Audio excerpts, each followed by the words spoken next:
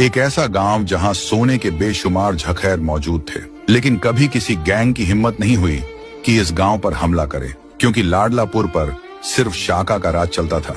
शाका गांव के हर शख्स की इज्जत करता था, मजलूमों का सहारा था, और जब तक शाका मौजूद रहा लाडलापुर महफूज रहा। लेकिन एक खूनी लड़ाई के बाद अचानक शाका गायब हो गया। कई महीने गुजर गए, किसी ने शाका को दोबारा नहीं देखा। कोई कहता था शायद शाका मारा गया है, और कोई कहता शायद शाका जान बचाकर भाग गया होगा।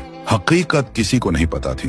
शाका के न होने का फायदा उठाते हुए चिड़ी लाल अपनी गैंग के साथ लाडलापुर पर हमला कर देता है। गांव जलने लगता है, घर तबाह कर दिए जाते हैं, गांव वालों को बेदर्दी से मारा जाता है। चिड़ी लाल का जुल्म इतना बढ़ जाता है कि लोग अपना गांव छोड़कर भागने लगते हैं, लेकिन जो भी भागते हुए पकड़ा जाता उसे जिंदा नहीं छोड़ा जाता। लाडलापुर पर कब्जा करने के बाद चिड़ी लाल सोने की स्मगलिंग शुरू कर देता है, और फिर उसकी नजर पड़ती है गांव की सबसे खूबसूरत लड़की शबनम पर, जिससे शाका बेपनाह प्यार करता था। चिड़ी लाल शबनम को धमकी देता है, अगर तू मुझसे शादी नहीं करेगी तो मैं तुझे जान से मार दूंगा। जब यह बात शबनम के भाई चंदू को पता चलती है तो वह किसी तरह अपनी जान बचाकर गांव से भाग जाता है। चंदू का सिर्फ एक मकसद होता है, शाका को ढूंढना और वापस लाडलापुर लाना। वह गांव गांव शहर शहर भटकता है, लेकिन शाका का कोई निशान नहीं मिलता। कई दिन भूखा प्यासा रहने के बाद चंदू जंगल में बेहोश होकर गिर जाता है,